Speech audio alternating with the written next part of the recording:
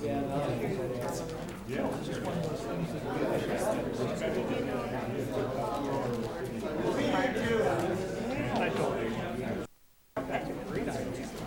that? I like skate box out too. Yes.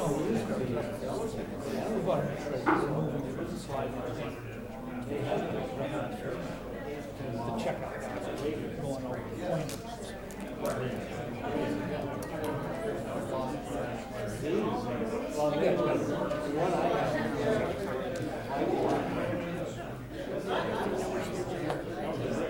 Just a few more years.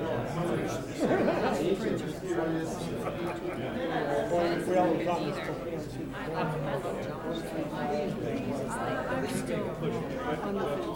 Yeah.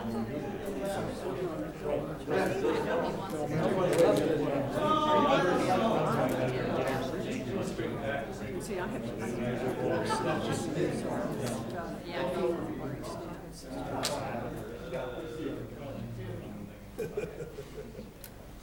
There you go.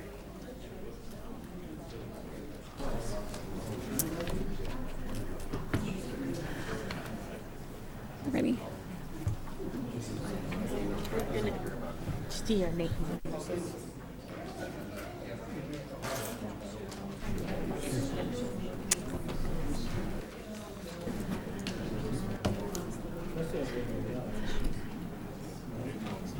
Let's see, just go ahead. Okay. Okay, good evening and welcome to the Board of County Commissioners October 22nd, 2019, 5:30 public hearing. We will get started. I would ask that all present please stand for the Pledge of Allegiance.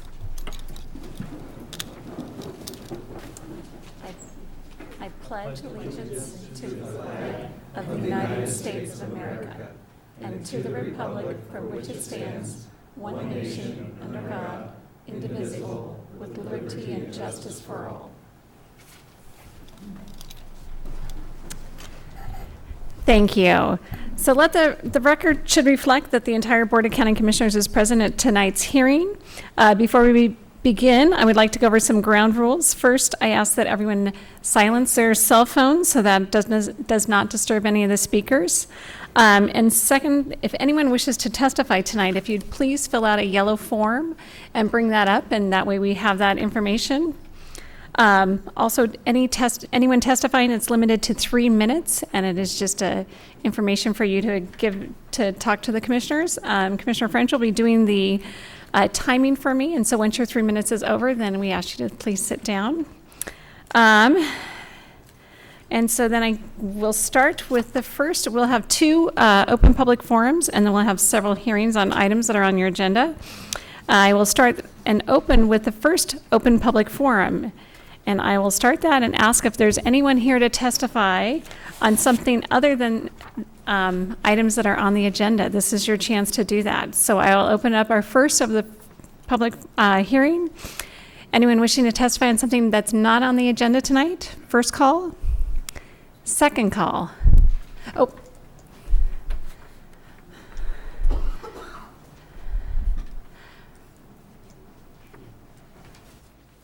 Yeah, she's up there.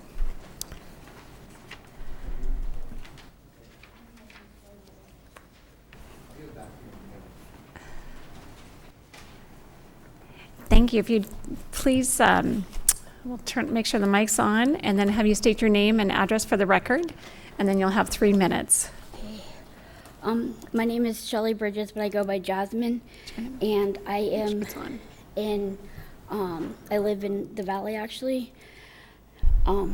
But I'm here tonight to speak on behalf of my service dog that should be in this harness with me tonight, but because she was attacked so many times that she is unable to work. And everybody I've talked with, scraps, and they just totally blew it off. And I have a very expensive pet now, and I'm not able to go places without somebody with me, because my dog, one of her tasks was to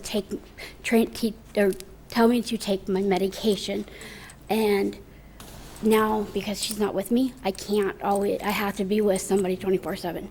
And so that's like Scraps has failed to help with any issue that I have. And I would love for her to be here, but this represents my service dog that can no longer work because of another dog that attacked her 4 different times. And I'm trying to pull up her picture, but it's not going to come up. It's sad, and I feel that like something definitely needs to be done about it. Here's a picture of her, just so y'all can put a face to her. That's Angel, and she's supposed to be here in this harness, but she can't because of being attacked and Scraps failing. So that's all I have to say. Thank you. Thank you.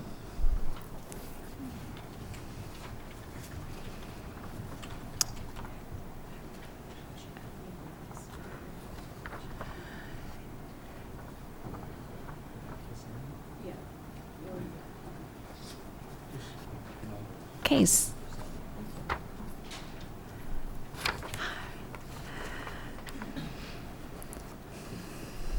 Hi, I'm Laura Benz. I'll do mine super briefly. It's the same issue. We are working really hard in the service dog community and in the animal community as well. I don't want to say anything negative about Scraps, but they are here for animal protection, animal control, not the shelter. It's great that they are doing the shelter. That's not what the county has hired them for. They're not following their own rules. This is a thing they worked on for me when my dog was attacked by another dog. It took me 2 public records requests, 4 phone calls, and 3 in-person visits to get this. This is an incomplete report. They never even asked me my side of anything.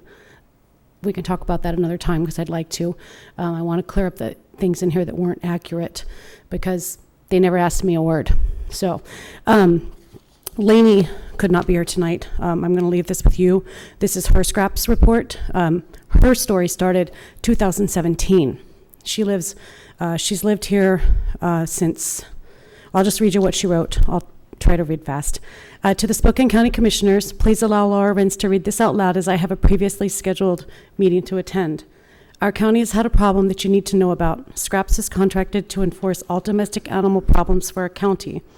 They're not taking this as seriously as it needs to be. And on a side note, in the Spokane Police Department's enforcement, they do have special considerations that they can enforce the RCWs, but somehow it's been contracted out to Scraps. So Scraps does have the only enforcing agency for all 4 RCWs governing service dogs and the 2 city ordinances. So nobody will touch any of the service dog laws.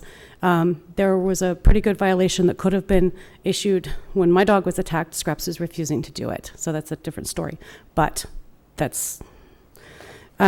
This is quoted directly from Spokane County's dangerous animals that attack, bite, or physically threaten a person or other animal without provocation may be deemed dangerous, subject to special care restrictions.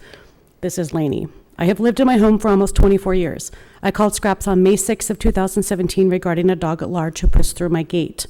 I'll be really brief here. A dog attacked her dog on her own property. She threw a log at it, got the dog off. Scraps did not ask if her dog was injured. The dog had 2 puncture wounds. Scraps later picked up the dog. 2 days later, the dog was at her neighbor's again.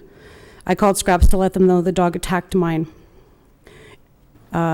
This was not added to the aggressive dog at large report. It was stated in the aggressive dog at large report it had also attacked other dogs in the neighborhood, yet the dog was not marked as aggressive. The attacks on my dog were not attached to the dog at large report. On May 26th of 2018, I was trying to help my husband in the backyard. The same dog kept charging the fence. I had not known it dug a hole under the back fence. I yelled and my husband ran to make sure the dog did not get... This just kind of kept going on. Yeah. So I'll leave this with you. So yeah, if you'll give it to Gina, then we can put that into the record and we can have... This report is still open. That dog is still there, terrorizing her. Thank you.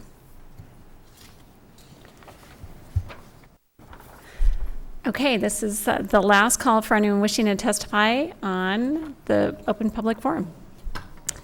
Seeing no more, I'm going to close this public forum and we will go on to our next item. So, thank you.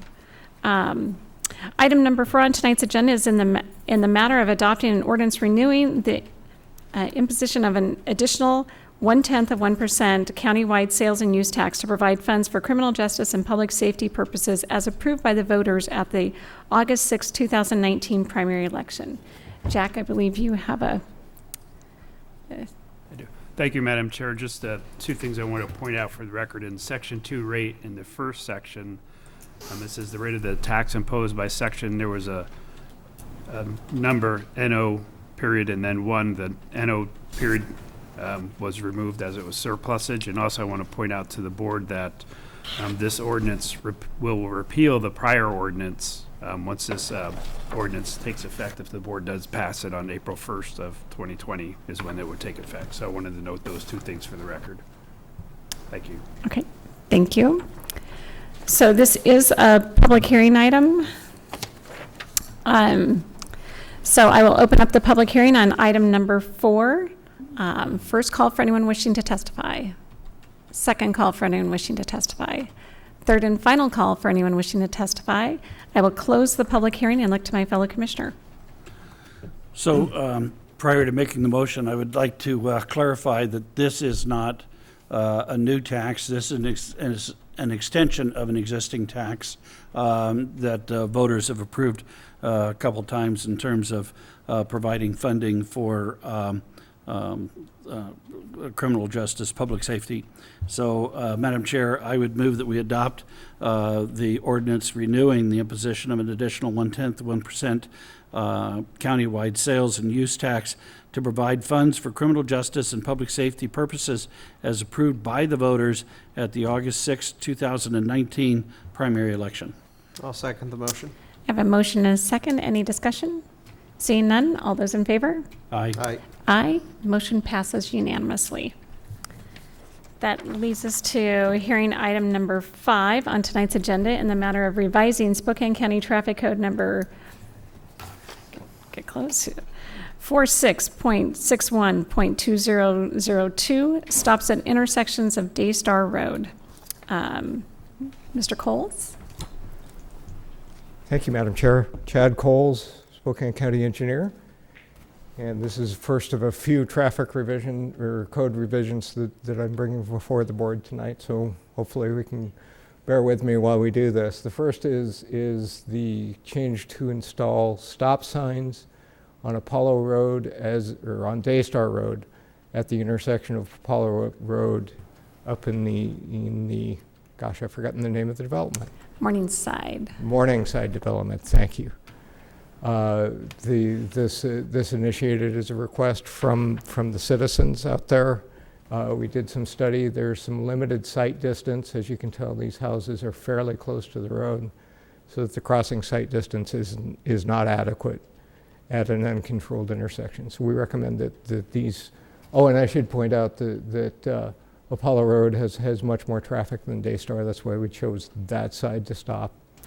But the sight distance and the idea that accidents could happen, and there's been reported near misses in the area, were why we brought this forward. Any questions? Yep, thank you. So this is a public hearing item. I will open up the public hearing for item number 5 on tonight's agenda. First call for anyone wishing to testify. Second call. Third and final call for anyone wishing to testify. I will close the public hearing and look to my fellow commissioners. Madam Chair, I would move that we accept the recommendation of the county engineer in the matter of revising Spokane County Traffic Code number 46.61.2002, which adds stops at the intersection of Daystar Road. I will second the motion. I have a motion and a second. Any discussion? Seeing none, all those in favor? Aye. Aye. Motion passes unanimously.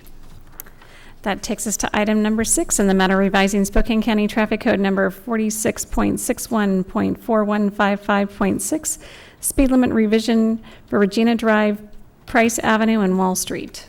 Mr. Coles. Thank you. Thank you, Madam Chair. This particular traffic code revision is a fairly minor adjustment. It reflects that we have flashing beacons in several school areas. This is the, I can't remember the name of the school, but this is on Regina Avenue in the North Spokane area. Brentwood Elementary. Thank you very much. And all we're reflecting here is the location of those signs, flashing beacons when school children are present, and we've added it to that portion of the code. Just a minor change to the code. That's the first one. The second is, oh gosh, I'm going to forget the name of this elementary school right off Division at Price. Evergreen. Evergreen. It's a quiz. This is like Tuesday night quiz. It's been a while since you've been at school, isn't it? I had to testify to that too. It's been a really long time. This is the very same change to modify for flashing beacons rather than the standard 20 mile an hour school zone. And the last one is a modification. Where are we now? Same change. Oh, this is near, again, I've forgotten the name. I go blank. This is near the intersection of Wall and Monroe Street. The grade school is right there. They've rebuilt their school to this side of the lot, and they've moved flashing beacons onto Wall Street so that they've moved that school zone off of Monroe onto Wall. And nobody's coming up with the name of this one? I'm sorry? Lidgerwood. All right. I'm 0 for 3, but you guys are right there. So any questions in terms of the traffic code change? No, thank you very much. So this is a public hearing item, and so I will now open up the public hearing for anyone wishing to testify for item number 6 on tonight's agenda.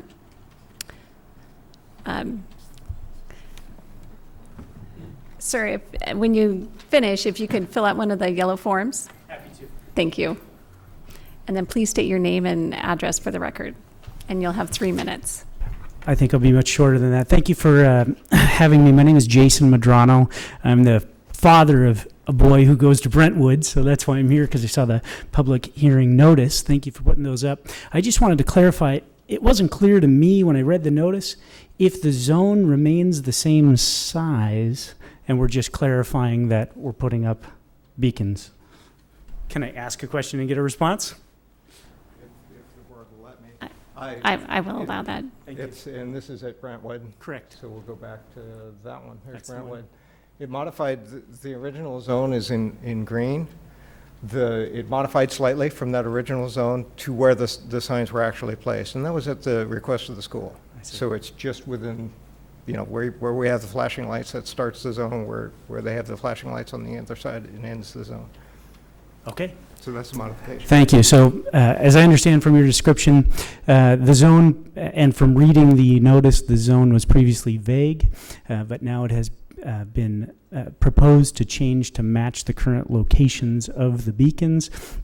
I think that's a great idea. I was worried that it was going to actually shorten the zone.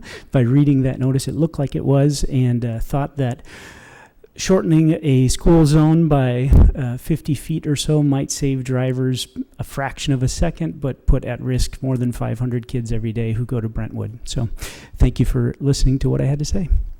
Thank you. And if you could just, turn that in. Thank you. Second call for anyone wishing to testify on item number 6 on tonight's agenda. Third and final call for anyone wishing to testify on item number 6. Seeing none, I will close the public hearing and look to my fellow commissioners. Madam Chair, I would move that we accept the recommendation of the county engineer in the matter of revising Spokane County Traffic Code number 46.61.4155.6 regarding the speed limit revision on Regina Drive, Price Avenue, and Wall Street. I will second the motion. I have a motion and a second. Any discussion?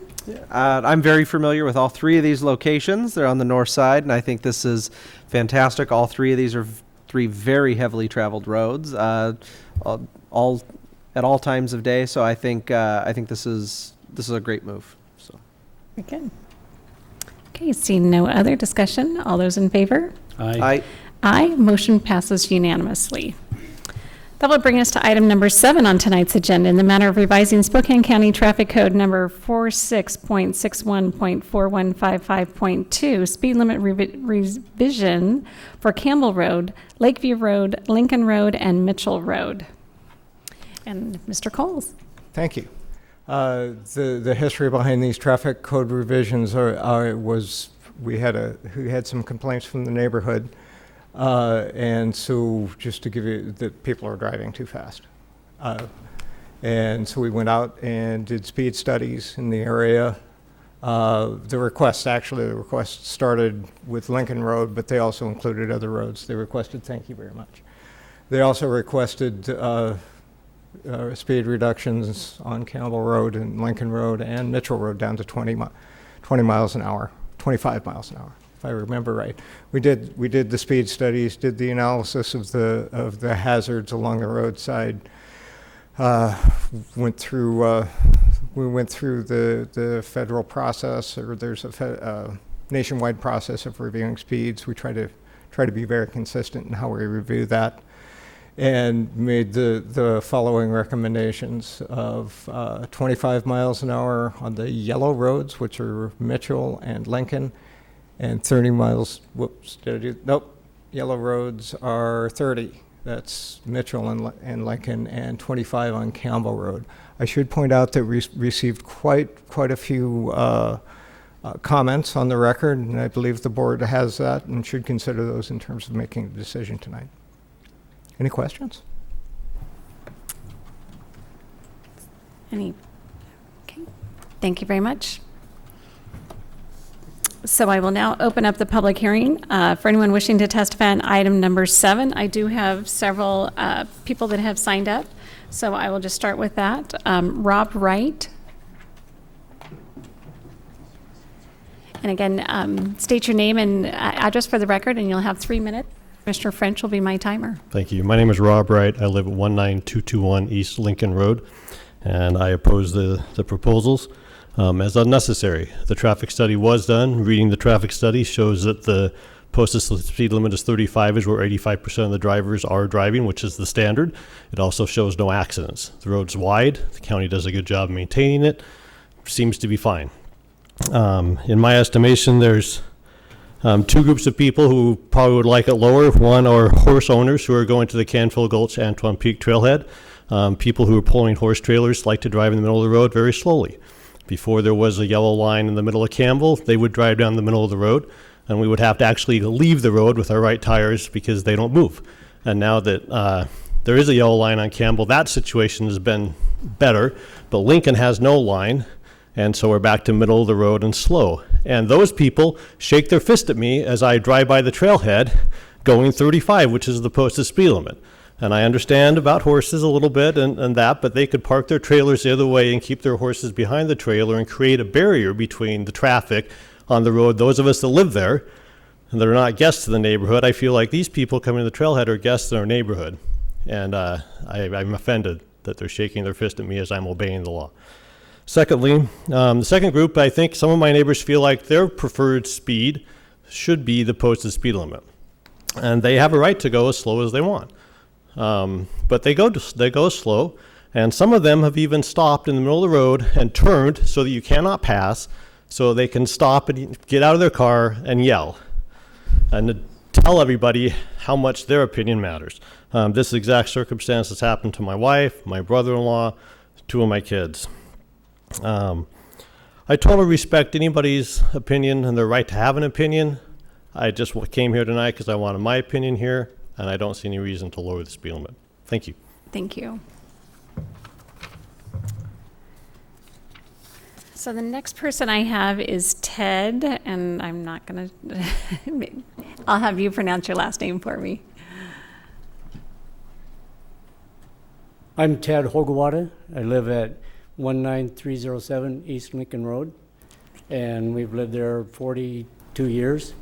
And I would personally like the speed limit lower.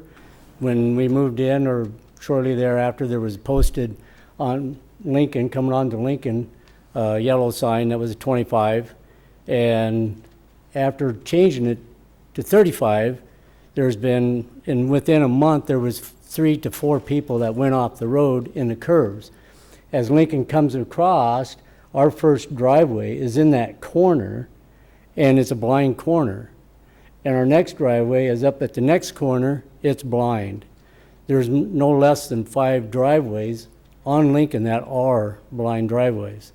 That if somebody's traveling 35 to 50, which is what a lot of people do, I can't even pull out of my driveway. If I pull out of my driveway, nobody's coming, and I look in my mirror, they're almost running into the back end of me because the speed is too fast. And Mitchell doesn't have the curves that we do, and there's no way to make them blind driveways less blind, short of taking out all the trees or hillsides. Coming up Lincoln at that corner, you're going uphill, and you're making a hard right corner. There's been multiple people off in the ditch right there over the years, even when it was 25. So my proposal would be 25 miles an hour. 30 is better than the 35 because of what I've seen since the 35 was imposed. There is, like Rob said, there's a lot of horse people up there, but not all the horse people are pulling trailers in. They're riding on the road because they live up them roads. And I personally walk almost every day, and I always have to make sure of where the car's coming from to be on the right side so that I know that I'm not in danger. Because I've had cars sideways coming around the corners when they see me and panic. So that's my contention, is that 30 is even a little bit too fast. But thank you. Thank you. So the next person I have is Jim Robinson. My name is Jim Robinson. I live at 7721 Campbell Road, which is right at the south end of this thing, right at the intersection of Lincoln and Campbell. Lived there for 38 years and seen quite a change over the years. Used to be that we didn't have these concerns, but while I support this move, I am a little skeptical that it will work. I think people will, I think there's, actually it'll create more speeders because with a lower speed limit, technically more people will be speeding. The problem is enforcement, and in Spokane County, where in which law enforcement has difficulty even enforcing property crimes now, how will they justify enforcing the speed limit on little old Campbell Road and Mitchell, little old Mitchell and Lincoln? So while yes, I do support it, the concept, I don't think it's going to solve the problem, and I don't really have a good answer to that. I think it's kind of a bone to pick with our sheriff. Thank you very much for the opportunity. Thank you. Okay, those are all the people that I have who've turned in notices. So, second call for anyone wishing to testify. Third and final call for anyone wishing to testify on item number 7. Seeing none, I will close the public hearing and look to my fellow commissioners. Madam Chair, I move that we accept the recommendation of the county engineer in the matter of revising Spokane County Traffic Code number 46.61.4155.2, speed limit revisions for Campbell Road, Lakeview Road, Lincoln Road, and Mitchell Road. I will second the motion. Okay, I have a motion and a second. Any discussion? Seeing none, all those in favor? Aye. Aye. Aye. Motion passes unanimously. That will bring us to item number 8 on tonight's agenda in the matter of concerning the 2020 Newman Lake Flood Control Zone District budget. Colleen. Good evening, Madam Chair and Commissioners.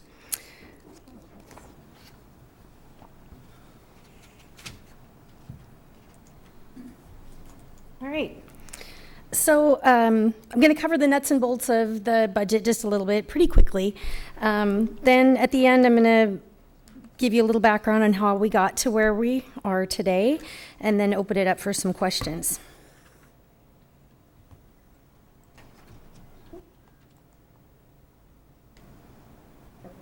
So this is what was advertised on the website and submitted to the advisory board, with one minor exception I'll cover in a little bit. But Kind of hard to see all the numbers and figures, so we're gonna go through some of these topics one by one, the ones where there are some changes, just to go through that together. So at the very top of the budget, this focuses on the income and how the district is funded. I think the most important thing about the budget this year is that there's no increase proposed, so the assessments stay the same. In fact, it's $94 less than last year. The reason we're able to achieve that this year is because of the state capital grant award that was received this in 2019 for a lot of capital improvements at Newman Lake. So therefore, we were able to pull out a lot of maintenance and repair of equipment. The next thing, I just wanted to cover sort of that highlighted green area up there. Part of the income for 2020's budget comes from the reserves, and I just wanted to point out why that is. So the $10,000 in flood control and $30,000 of the $40,963 in the water quality column, those two items together are $30,000. They equate to a loan that the district took out last year or for 2019 to implement the Board of Appraisers and assessment map updates. That didn't actually happen in 2019, so we pulled the money. It got moved down to reserves. We moved it back up to income because that is slated to happen in 2020.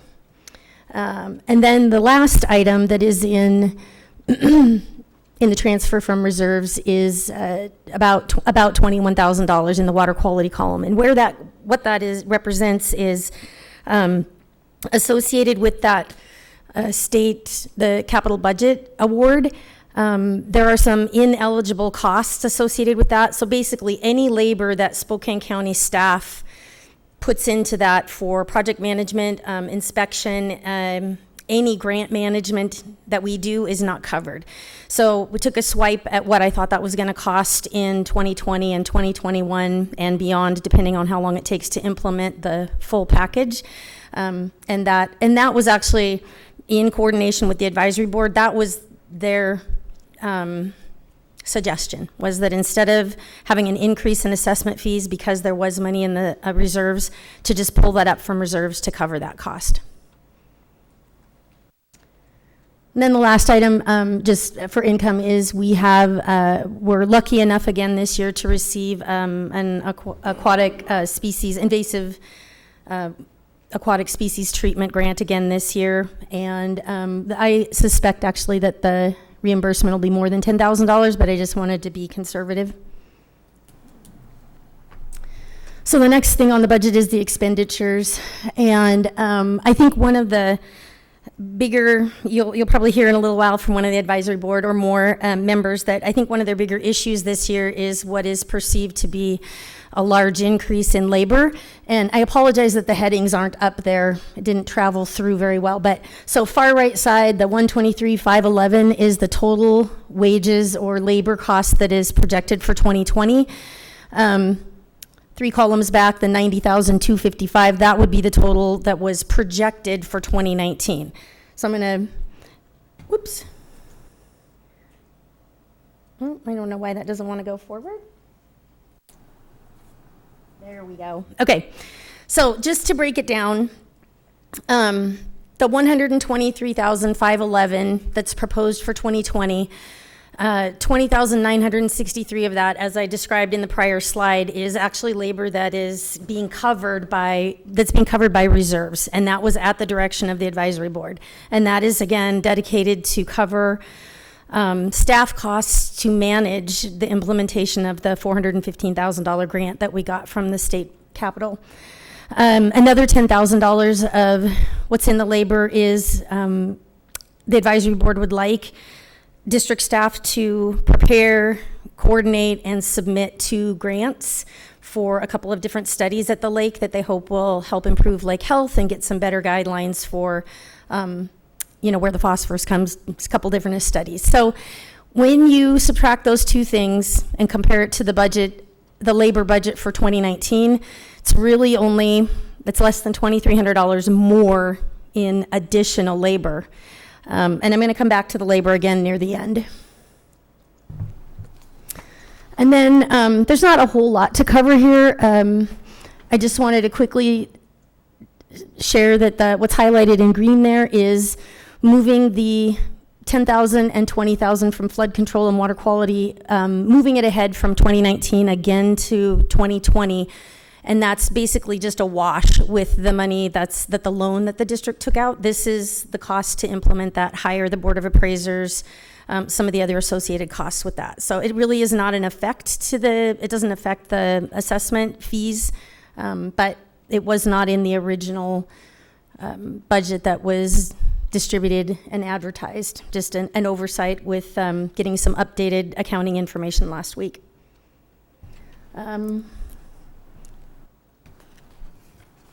So then just recapping at the very end, again, what was publicized and shared with the public is a little different than this at the bottom in this gray area.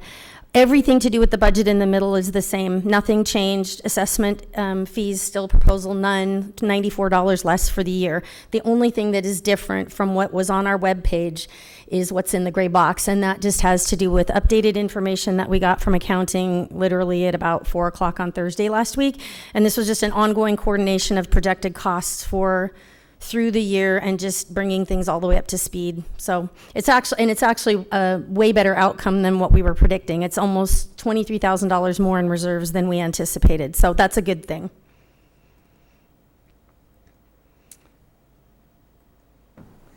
And then this is just a recap of where, if you wanted to see how the different parts and pieces of the income and where we spend the money for the district, just how those kind of shake out.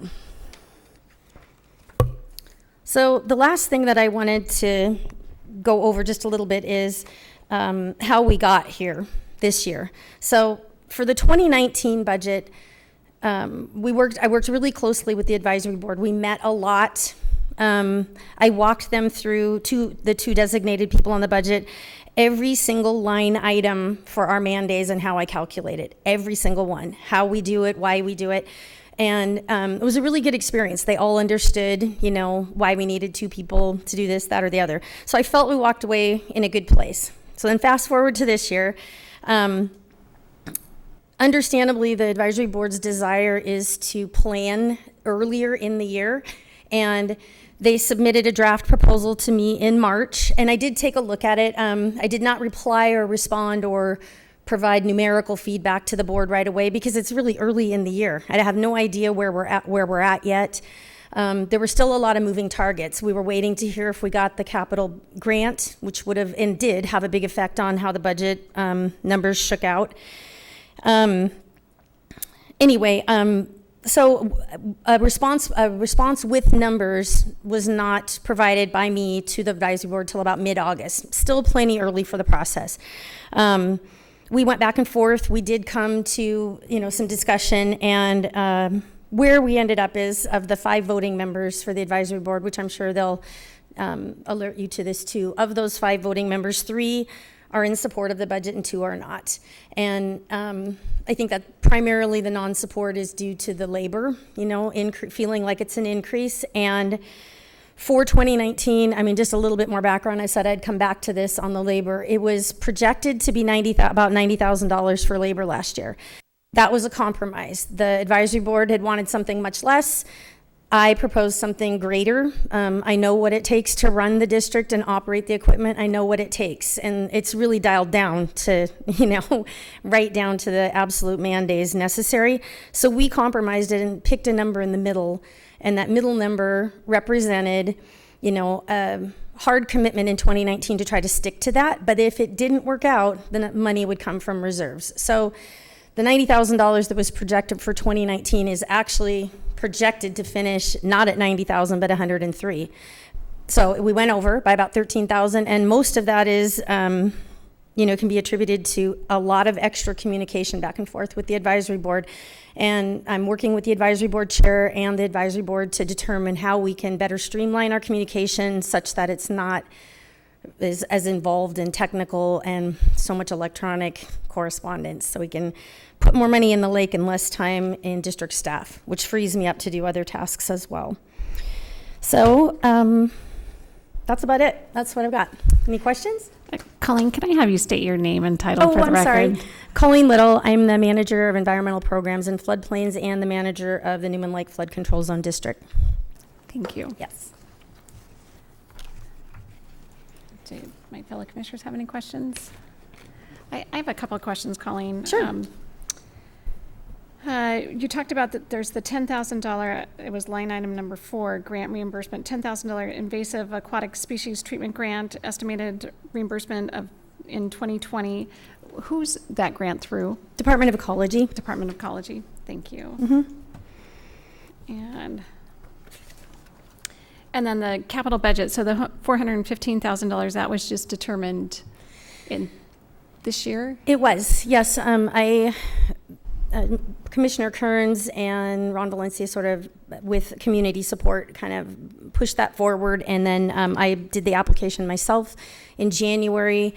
We kind of got a temporary draft response in about April that the money was going to be awarded, but it took a long time to actually hear it, and we are still today in process. I learned in June or July that Department of Commerce was going to be the agency who would manage the money, and I'm working with them to get through the hoops. They have a lot of really heavy criteria before they'll even put pencil to paper for a draft contract, and we're working on it all the time. Okay, thank you very much. You're welcome. Okay, this is a public hearing item, and I do have several people that have signed up. So I will open the public hearing for item number 8 on tonight's agenda in the matter concerning the 2020 Newman Lake Flood Control Zone District budget. And we'll start with Karen Stebbins.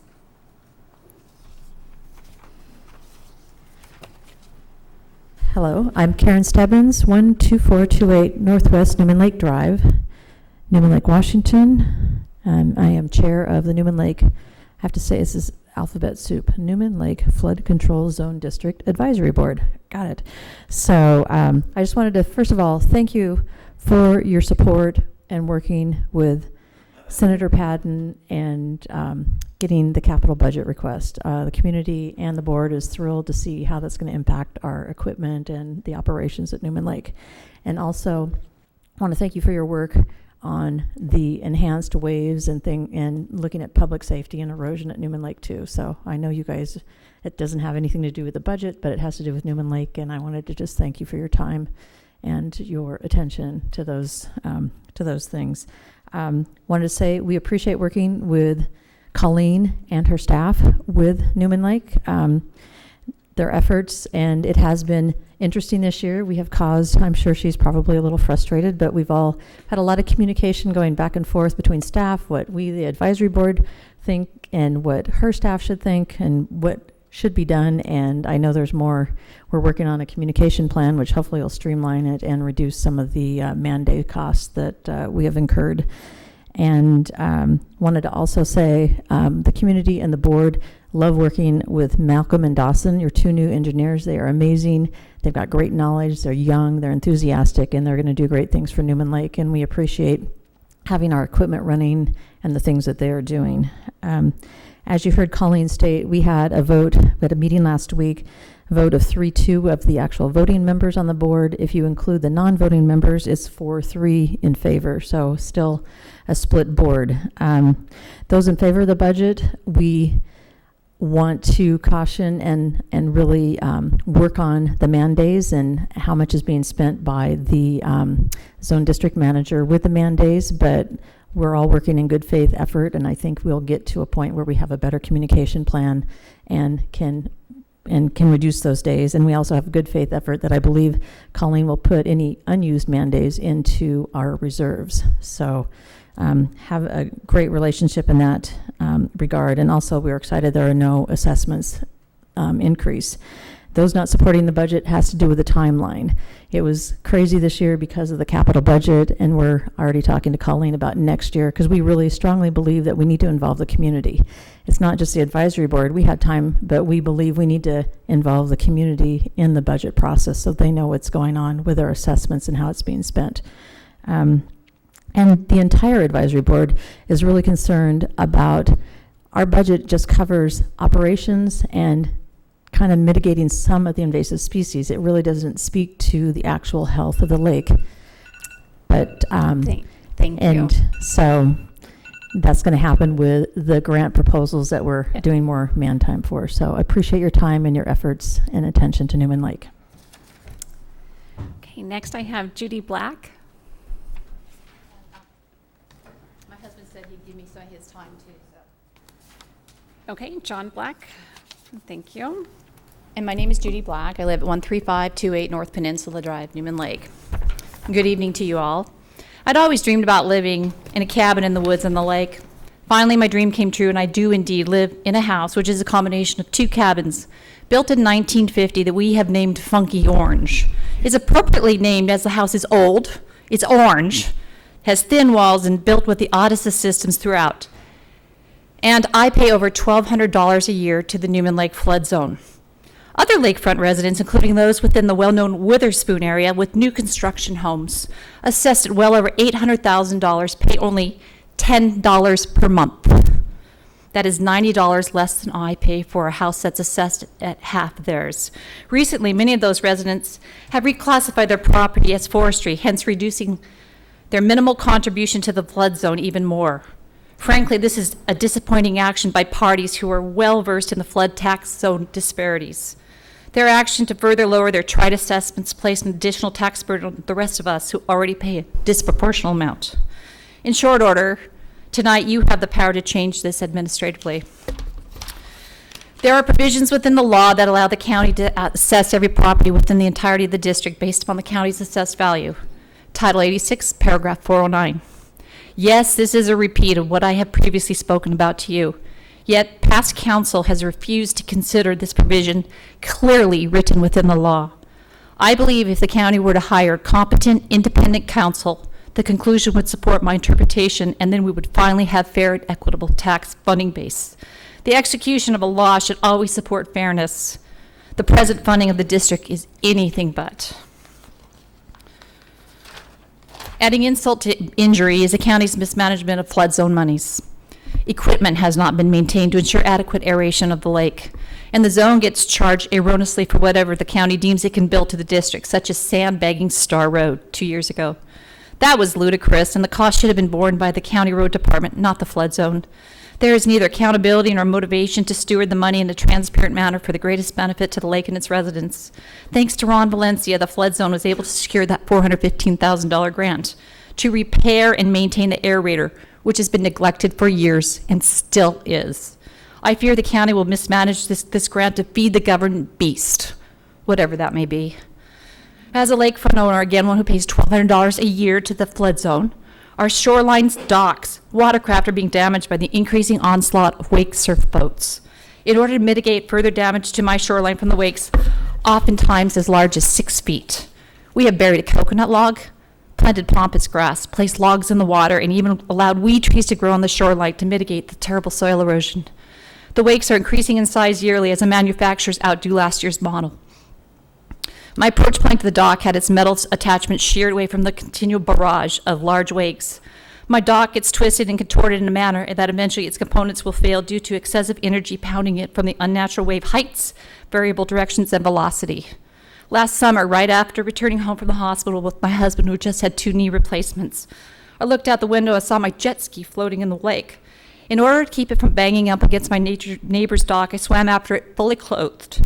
After securing the ski, I noticed a wake surf boat with at least 3 stern riders illegally riding on the platform. Their wake was so large that it knocked the jet ski off its ramp on the shoreline. The ski had been completely out of the water. Imagine how huge that wake must have been to dislodge a 420-pound personal watercraft.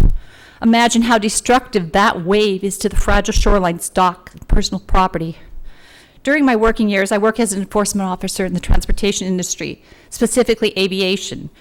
We had provisions within the federal regulations to issue emergency stop orders in cases of careless and reckless operations. Careless and reckless operation means operating a vehicle in a manner that causes harm to persons and property. The wake surf boats are doing both by permanently destroying my shoreline, damaging my dock and boats, in addition to blasting their obnoxious music, oftentimes well past dark. Sound travels further and warps over water such that the Bonner County County Commissioners have banned all boats from playing music within 200 feet. Additionally, the state of Idaho sent flyers to all registered boat owners concerning music operation and the destructive effects of large wakes on fragile shorelines, docks, and boats. These large wakes and their creation stir up and dislodge anaerobic nutrients at the bottom of the shallow lake. I believe they are accelerating the deterioration of our water quality, and owners and operators of wake boats do not have the right to destroy other people's property, even if they bought expensive boats, and even if they want to have a rad time, man. I have the right to enjoy my house, for which I paid a lot of money, assessed high county taxes, and an additional and ridiculously inequitable flood zone assessment. We definitely do not need more studies. For wake surf boats on Newman Lake. The existing damage is obvious, and the evidence is well beyond any preponderance. We have residents more than happy to show you the damage that already exists by the wake surf boats on Newman Lake. As commissioners, your job is to do what is right and what is fair for all your constituents. It takes a person of integrity and strength to stand up to wrongdoers and unjust taxation, and the three of you have it within your power and realm to act now. Institute fair and equitable funding for the district, and ban wake surf boats from Newman Lake so as to protect my property, our lake, and our enjoyment. Thank you for this opportunity. Thank you. Next, I have Dennis Rowinger. I need to slow down the technology here. I need an overhead.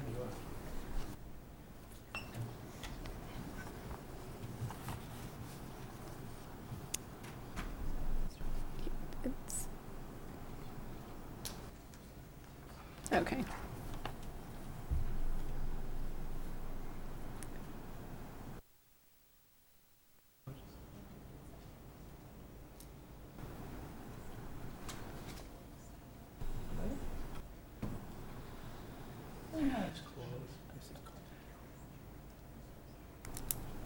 Everybody read that? Yep. All right.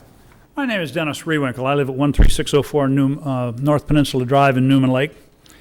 And here I am again for the 5th year to report back to you on the progress that we've made in reference to the flood control zone budget and the impact that you have had to assure those assessments that make up the budget are made in a fair and equitable manner.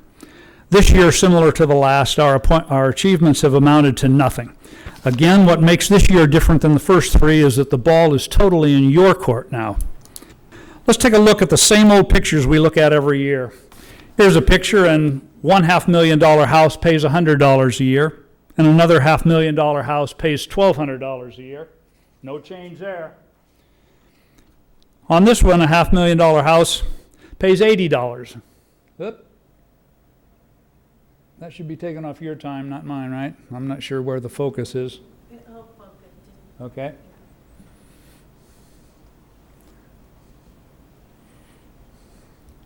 Okay,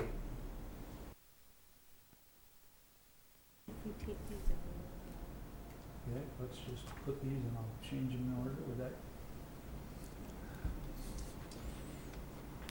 Here's another $500,000 house on top that pays $80. And here's a $250,000 in the house for the house in the middle, and it pays less than $600, or pays almost $600. No change there. Here's an $800,000 home on this page that pays $200 a year, and a $700,000 home that pays $1,400 a year. No change there.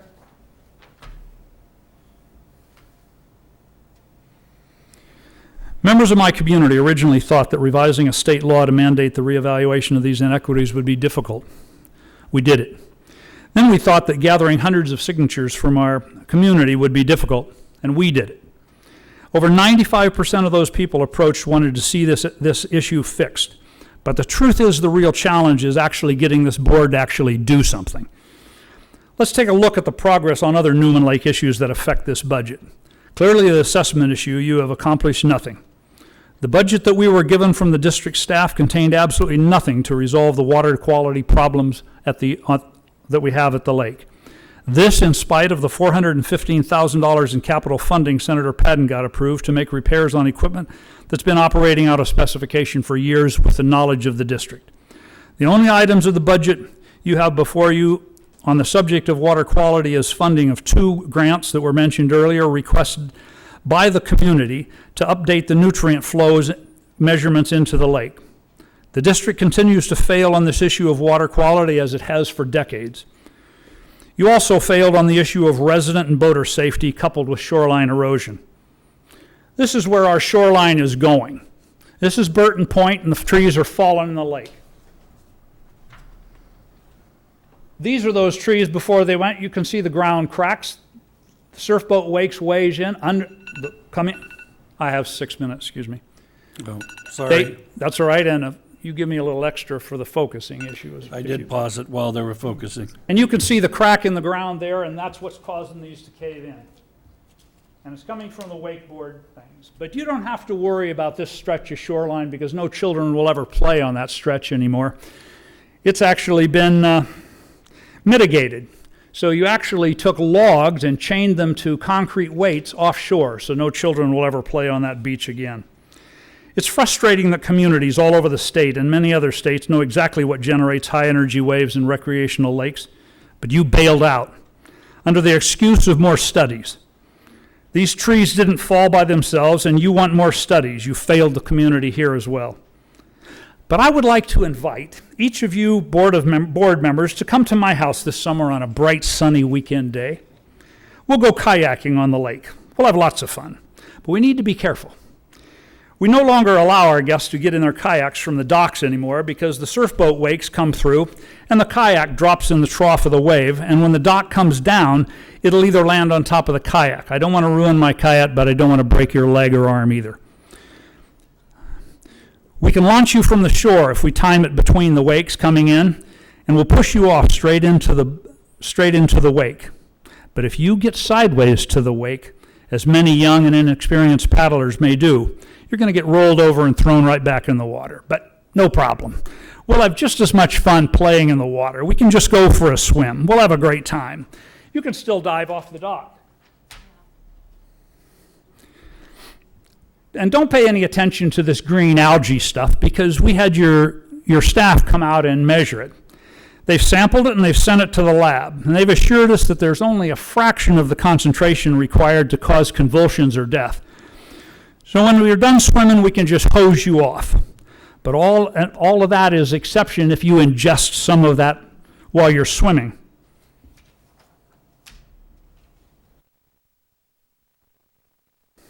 You may not have seen your posting on the way to our lake, as it's quite small, located 25 feet off the road, and really hard to read at 35 miles an hour. But by the time the day is over, you'll probably want to start looking to own some waterfront property of your own. So you too can realize all the benefits that the tax assessor says we have by living on the waterfront of this beautiful lake, public lake. In summary, you and the district staff continue to ignore the issues of Newman Lake and the Newman Lake community. So while I have little faith that you will ever take any pride or responsibility for the care of the lake or the safety of your constituents that live in that community, let me be clear that I believe that the board, both in its authority and responsibility as the Board of County Commissioners, as well as the legislative authority to the Flood Control Zone District, have done and continue to do a pitiful job of maintaining the health and safety of this natural resource, even with the major efforts of the community members and their continued willingness to help you. And you continue to assess 770 parcels for the entire budget that's before you tonight. I believe I speak for many of the members of the Newman Lake community. Thank you, Dennis. I'm going to finish here in 5 seconds. You failed us once again. Last year, you, Commissioner French, told us that 2019 was the year, and the other commissioners joined that. What are you going to do this year other than put a rubber stamp on the budget and inappropriately collect inequitable assessments? Thank you. That's longer than 5 seconds. It's been a pleasure. I appreciate your time and question your interest in the community. Thank you.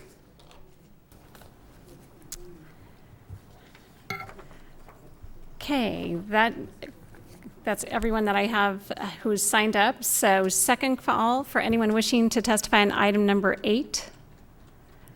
Third and final call for anyone wishing to testify on item number 8.